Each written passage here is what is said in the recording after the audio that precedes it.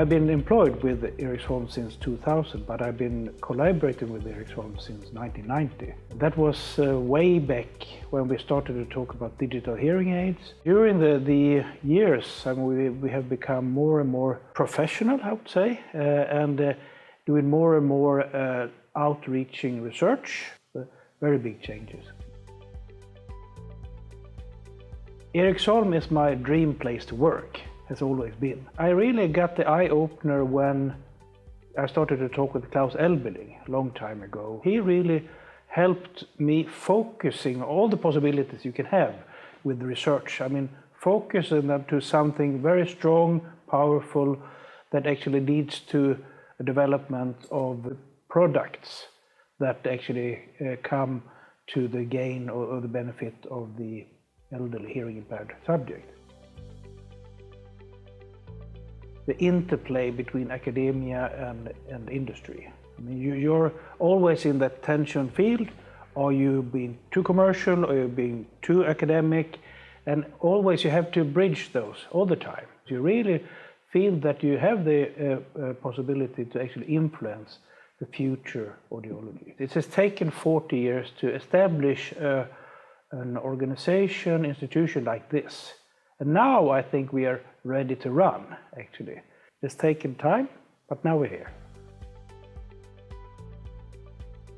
When we were prototyping the first digital hearing aid, and we had this nice double-blind study coming up, where you should compare the old analog technology with the digital technology.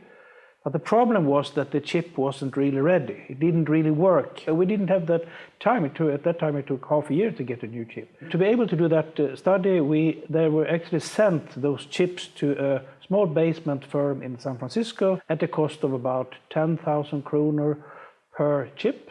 And we needed 50 chips to be able to do the study. So that was a really expensive study. But it turned out a very good investment, because when we kind of broke the code of the performance versus the analog and digital, that was a really home run for the digital one.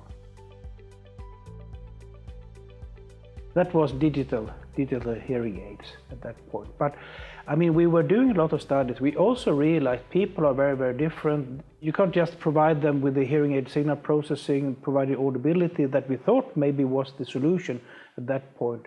There's so much more into it. So quite soon after that, we realized that the individual cognitive abilities and the effort we put in, that's something that we quite soon after started to work on. And we still continue to work on that. And that is the cognitive hearing science part of the brain hearing story, you could say. There are several hot topics. Of course, the understanding of how the brain is functioning and how you kind of understand sensory input and auditory input, that's a really, really hot topic. But also, I mean, all the kind of augmentation we can do to help that. Deep learning and try to learn from much more data than we have ever had before. And also the whole integration with the internet, e-health and so on. Well, I've got the opportunities to develop all the skills I find necessary to help people that need help. I mean, that's actually my mission. The work with Eriksholm here has actually shaped me in that sense, to have all the tools, to be able to move things, to have got that opportunity to do that. That's really why it's the dream work, I would say.